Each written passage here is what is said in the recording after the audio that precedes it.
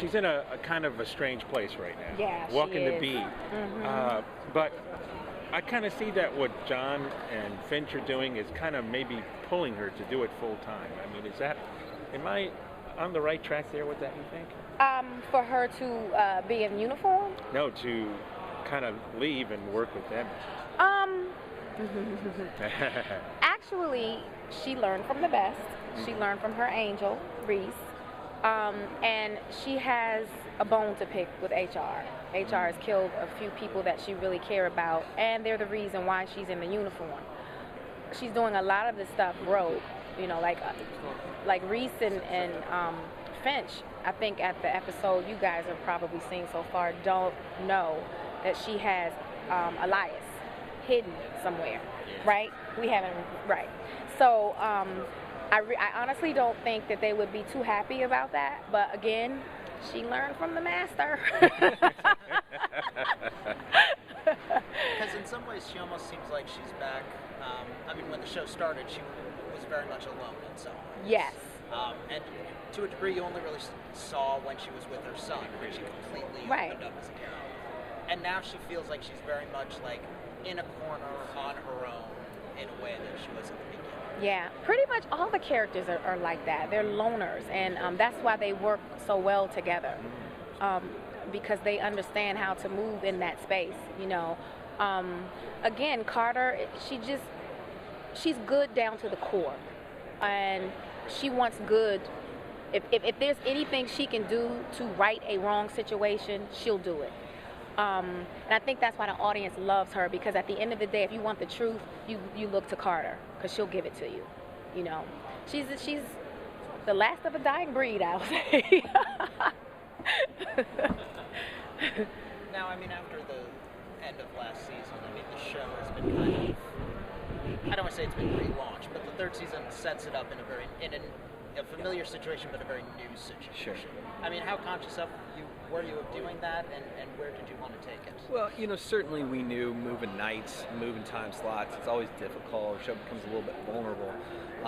But we wanted to bring in new viewers to the show. So there was a certain amount of resetting here, sort of like, what do these characters do? And we had the two opening action vignettes where, you know, you see Shaw with Chappie, with Fusco, and then Carter comes upon Reese after the car crash, and sort of like, who are these characters? And we see her walk up in the uniforms. Like, there was a little bit of resetting there, reminding the audience where everyone was at. And I think the difficult part of doing a show on broadcast television is that you want to be able to tell standalone stories, but we also want to tell a larger serialized arc.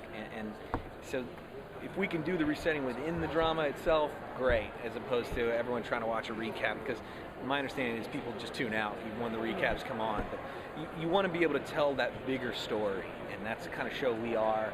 And but we want everybody on board. We never want to be a show that totally alienates new viewers, because then if people can't figure out what's going on, we'll never get new viewers. So it's a delicate balance.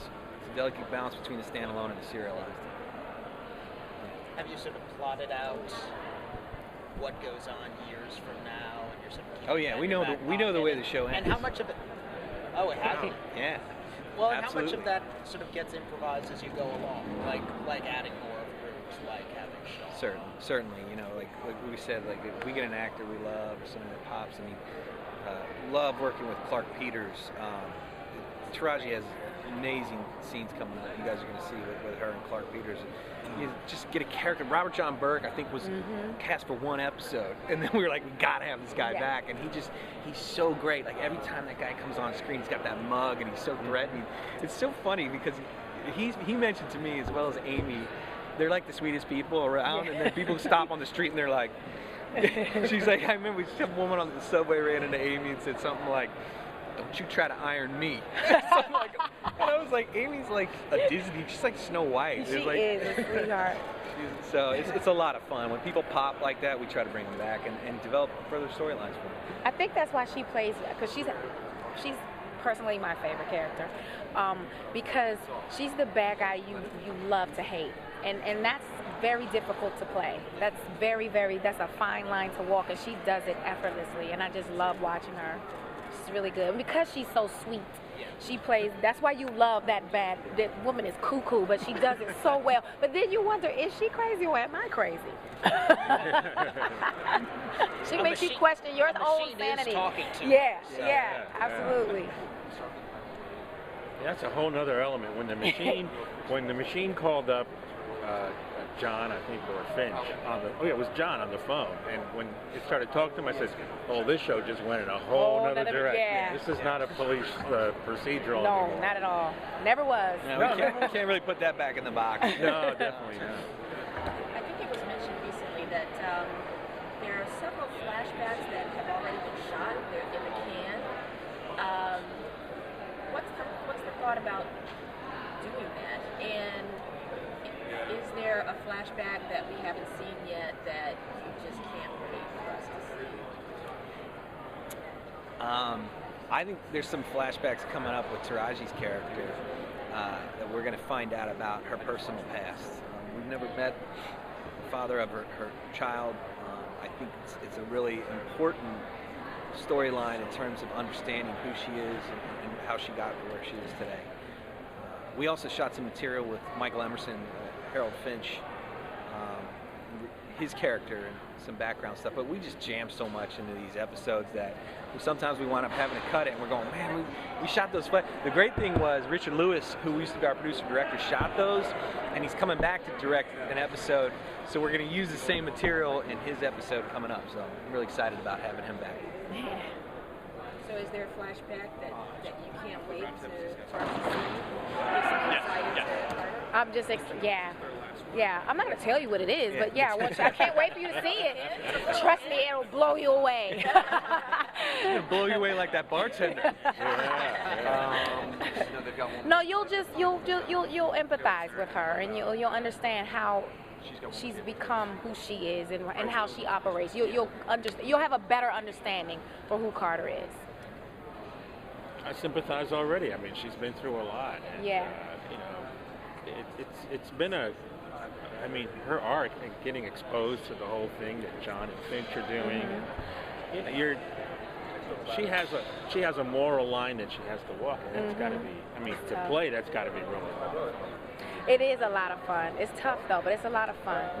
It's a lot of fun. I mean, it's just like I said, it's just great to be on a show. I say this over and over again, where you just can totally trust the writers. I mean, I totally trust them. I just jump in with my eyes closed and I don't even worry because I know that they have every character's best interest at heart. You know, they really do. And the stuff that they come up with. Oh, I'm gonna have to pay Taraji again. Man. It's just hard, you know. I've been doing this for over a decade, and I've received some pretty shitty scripts, and like especially on television, you know, stuff that's sort of like bubble gum.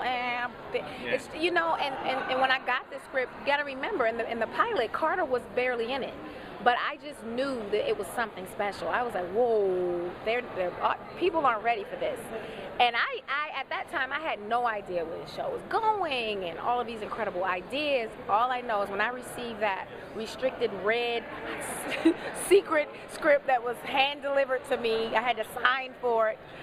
I felt like, what am I signing here? But it's just been a great journey. It really has, a great, and I love to do feature films, but I feel like I'm shooting a feature every week. And that's exactly what it feels like. You know, I'm so grateful to our actors because we give them so little sometimes, and they fill in the lines with things. Like I remember the first scene Taraji did in the pilot with Jim, where she sits down with his character and she says, and the way she's talking to him, you feel like she knows him or she knows someone just like him. And she made all those connections right up front, and it sort of became like the special relationship in the show that's continued. And I was reminded of it again this week on the set when I came in. That was brilliant. It was really cool. And I got a little chill. I also had like flashbacks because shooting the pilot was a nightmare. It snowed, it hailed, everything did broke. It was everything. awful. Yeah, it was crazy. I can't believe the thing's still on the air.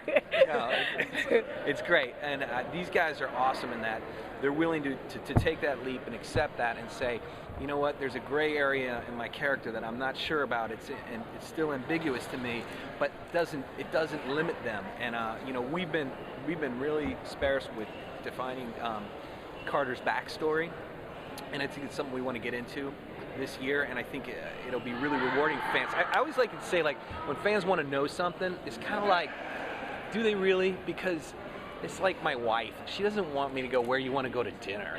She wants me to tell her where we're going to dinner. She wants to be surprised. She wants to be swept away, and I think that's how everyone feels about storytelling. Well, get her these boots, buddy, and you will sweep her right off her feet. I'm taking cues from Taraji. Footwear. Now, I know that you say you know that pretty much where you want the story to go, but have you come across times where there's something about the actor that kind of takes you in a direction with a character that? Yeah, like Carter being a single mother. Did my life influence that at all? You know, I always that ever even came up. I always wondered that. I was like, wow. I mean, I didn't even know that about you when we met. And I guess you did. Nah. No. Yeah, I don't even remember that coming up. I don't know why, but yeah. And like you're staying with your grandmother today. That's like, this sounds like something I would say. I wrote that. I remember that. I was like, what do you do if like you're a cop and you're a single mom? And like, what do you do with, like, I even thought about that in the scene coming up with Fusco. I'm like, how's he going to go out? He's got a kid. Mm-hmm. How does that work? I mean, you always got to have childcare, I guess, but it's hard, you know. And I think this sort of, it speaks more to the strength of Carter's character to understand that she could juggle all that and handle that. It just makes her that much stronger of a character. We always sort of saw your character as kind of the compass of the show. She's actually, you've actually up to this point been the least gray character in terms of understanding where she's coming from and what she believes about right and wrong. Whereas like Reese and done some stuff. Yeah. And you know, but what's becoming very interesting about her character now is that in the vendetta that she has against HR is putting her out on a limb, and you got Elias in a basement somewhere. We would never have seen that from Carter, I think, in the first season. It's just she's been doing some desperate things. Desperate time calls for desperate measures. Yeah. Well, and it's part of the. Oh, I don't. No. This what? is I was going to ask about New York. Oh, well, I was going to say, like, as part of that grayness, do you think part of her, the way she's sort of alone, the way she doesn't ask for help, the way she's going out of her way, is part of that sort of, does she feel like she's betrayed herself the way she saved Elias? That as much as she's been backed into a corner, she also made a choice that deviated from. I think Carter's very clear on everything she's doing. I don't think she questioned any of her motives. Once she decided this has to happen, she went for it. You know, you got to understand, underneath it all, it's the right thing to do. Maybe she's going about it in a not so, legal way, but it's something that must be done. Because in her heart of all hearts, this is where she met the man in the suit. He's taught her sometimes you got to bend the rules to save a life, you know, and at the end of the day, she's a cop to the core, and she's going to save a life no matter what, by any means necessary. She did it for the right reason. She did it for the right reason. And also she was pushed. I mean, she's just like an animal backed into a corner. She's coming out fighting, you know?